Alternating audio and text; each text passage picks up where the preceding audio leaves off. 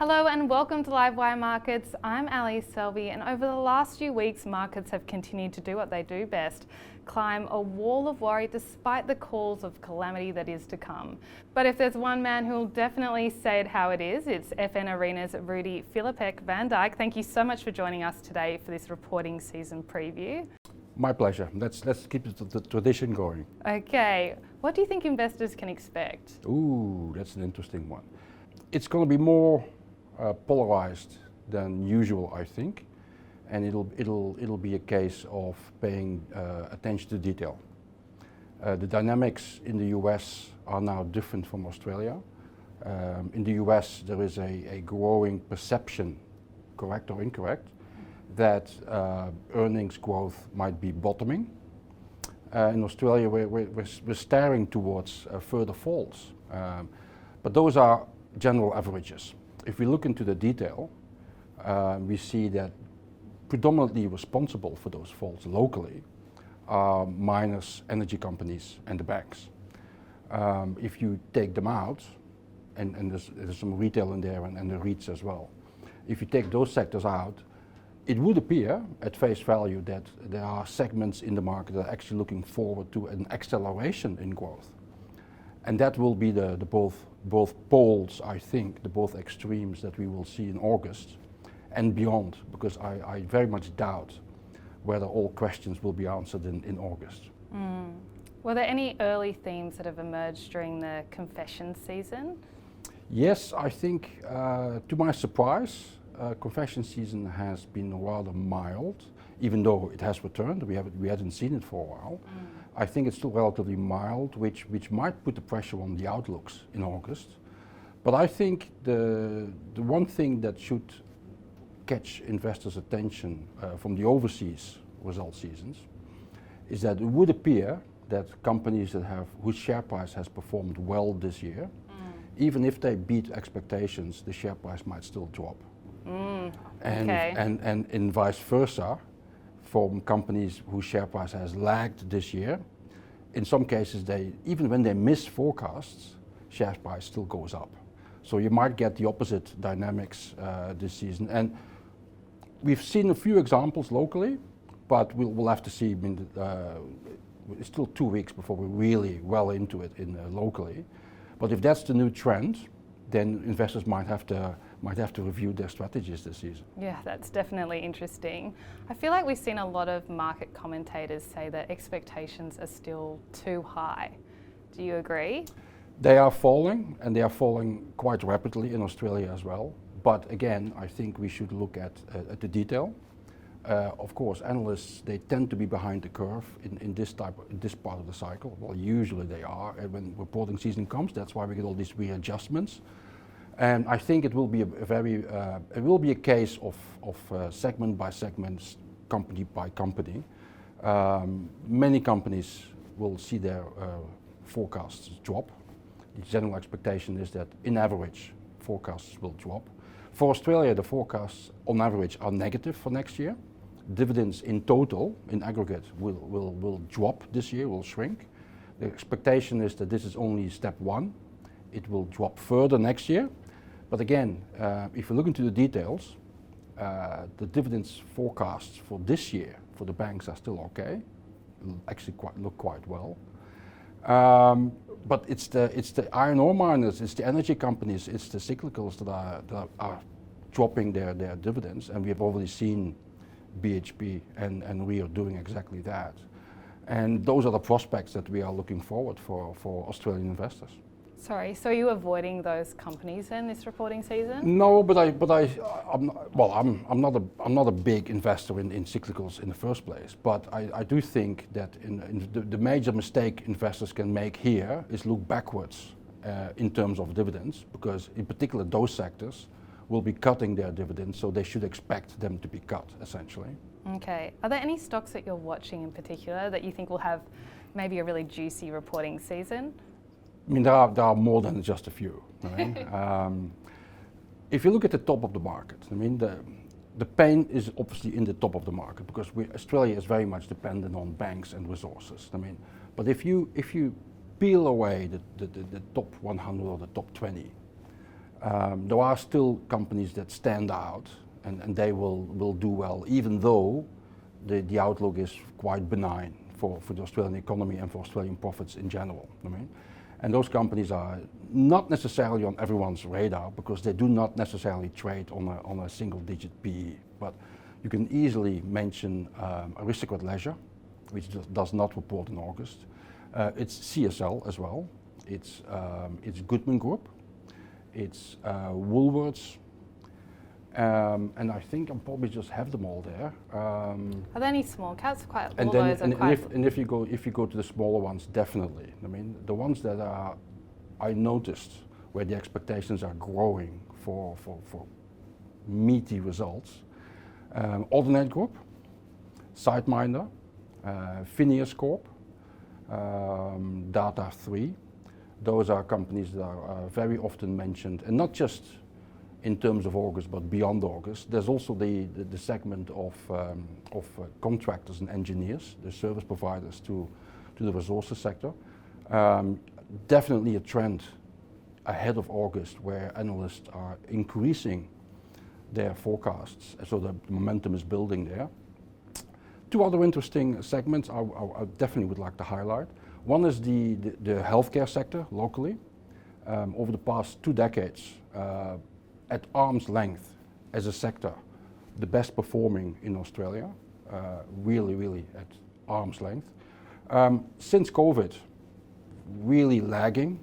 I mean, the likes of Fish and Paykel Healthcare, Cochlear, ResMed, Ramsay Healthcare, CSL, Sonic Healthcare, you name them, all lagging the market.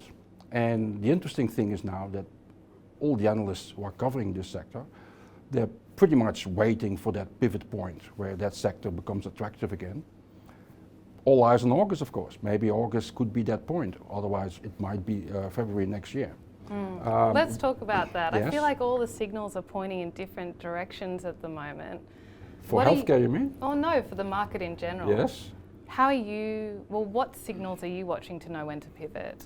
Well, I think, as I just indicated, the difficult circumstances that lie ahead of us, they do not impact the market as a whole. There's always a difference that when, for example, if Fortescue has a tough time ahead of itself, then maybe ResMed or CSL, their time has arrived.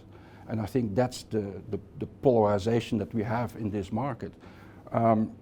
As I indicated earlier, maybe some of the laggards, and that could be CSL, that could be ResMed, that could be a Sonic Healthcare. Maybe their time will come when it's still too early for the retailers, or it's past their time for some of the cyclicals. So I think that's more important than seeing the market in general. If the Australian share market outlook is quite benign here, that is predominantly because BHP and the other iron ore providers and the banks are such a big chunk. But for example, if you cast your net wider, expectations are very strong for insurers this reporting season. And that's not simply QBE or IAG or Suncorp. That includes the private health insurers. And in addition to that, the brokers, I mean, the Steadfasts, the AUB groups. And I would actually say, maybe a company that's not often mentioned in that regard is Phineas. They basically service the insurance sector.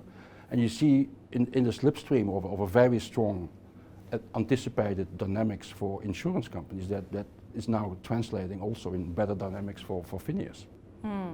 On the other side of the, I guess, interest rate beneficiaries, there's been the companies that have been really beaten up, which was tech, but then we've seen a lot of tech companies rally strongly this year. Do you see that continuing? It's all in the hands of the bond market, and the bond market really decides. That sector has really seen a revival simply because the bond market gave them a relief, and the market just went along with it. The other element is the resilience and that part of that sector has in face of tougher economic conditions. I mean, I couldn't help but noticing for the past few weeks expectations for REA Group, for WiseTech Global, and a few other ones, they actually are growing for car sales as well. Valuation price tags are going up. Those stocks have already performed really, really well. So I think the message here is for investors is that it's not just a low PE that gives you value in this market. I mean, it can be on higher PEs. The other thing is, which will probably come to the fore in August as well, one big theme that has driven the sector globally is artificial intelligence, AI. Now, locally, we're all getting excited. It's all into NextTC and Macquarie Telecom. Well, now Macquarie Technology, Megaport, maybe a little bit of Appen, right? But I'm wondering whether maybe Dicker Data could be a beneficiary. Maybe Telstra is a beneficiary. So we'll hopefully find out in August. Are there any sectors where sentiment is so poor that you feel like most of the bad news is already priced in? That's a difficult one. Two sectors that could be on investors' lists are the REITs, the real estate investment trusts, and retailers. Now, I still think that in both cases there's more bad news to come. So I think you're early if you're moving to that sector. And again, that's a general view. There were always exceptions. I mean, I mentioned Goodman Group earlier. That's obviously officially a REIT, but it's performing actually well, it's looking well. It's not the same as the majority of the sector. I think the best strategy, if you are going into those two, is to take a longer term view, at least 3 to 5 years, and just take potentially more bad news on the chin, but on the expectation, of course, that as long as you don't pick the ultimate bad apples in those sectors, that those share prices will come good in 3 to 5 years' time. And those two sectors, all else being equal, are also good payers of dividends. So you actually get paid to wait for a while. But needless to say, I think you should take it on board that there is potentially more bad news coming there. And for example, in retail and in REITs as well, that could still be another 12 months of bad news. Where else are you seeing bad news at the moment? Which areas of the market should investors be steering clear of right now? I'm not so certain about this whole China stimulus revival story. I mean, we all get excited, or not me, but the market gets excited about it. I see a struggling Chinese economy instead. And the other thing is that that sector tends to underperform because of higher costs, essentially. We just had a season of quarterly updates, and many of the companies surprised to the downside because they can't control their costs, essentially. And I think that will probably show itself again in August and beyond. Last time you spoke with Livewire, it was in February. You told us that you were hoarding 18% cash. That's a lot of cash. Are you still holding 18% cash? How has that cash holding changed? If you think that's a lot, I think at one stage in 2022, last year, I had more than 40% in cash. So one of the, just to create a little bit of context around it, one of the promises we made with the portfolio that I manage is that we would protect capital to the downside. And in very simplistic terms, if your capital goes down by 40% and it goes up by 50 or 60, even 70% the next year, you're still down. If your portfolio only goes down by 3, 4, 5, 6, 7%, you don't need that much to be back in the positive. And that's one of the reasons why I sometimes move into cash. It's also, I'm more interested in quality companies, and when bond yields cause mayhem, they go down, sometimes by a lot. But to answer your question, I still have 18% in cash. I try to be very patient in how I allocate that. I think the risks overall have now moved, they've shifted from a macro level to the micro now. So now it's companies underperforming or outperforming in August. And that I actually suspect we will get quite a lot of volatility in August. And after August we get September. So I think I can be patient. But that money is looking to be allocated gradually, not in a hurry. And for example, I mean, I've always been a big fan of CSL. And then CSL profit warning, it gets sold down. Well, then that's where part of my cash goes. I mean, and I'm obviously watching many of the other quality companies as well. And if they go down, then it's time to top up. You talked a little bit there about the volatility that you expect is to come. Do you see that as an opportunity, or what are you looking out for to actually put that 18% cash to work? Well, it's an opportunity in the stocks that I'm very interested in. And I just used the example of CSL. Yeah. And there comes a point that, I mean, some of the companies I would like to own, which I no longer own because I mean, I've been surprised by how they have performed. Stocks like ProMedicus, for example, or an REA Group. I mean, I'm here sitting here with 18% cash. I'm going like, please sell, right? And half the share price, I'll be buying. Well, thank you so much, Rudi, for your time today. I really enjoyed that chat. Well, I hope it helps someone. If you enjoyed that too, don't forget to subscribe to Livewire's YouTube channel. We're adding so much great content every single week.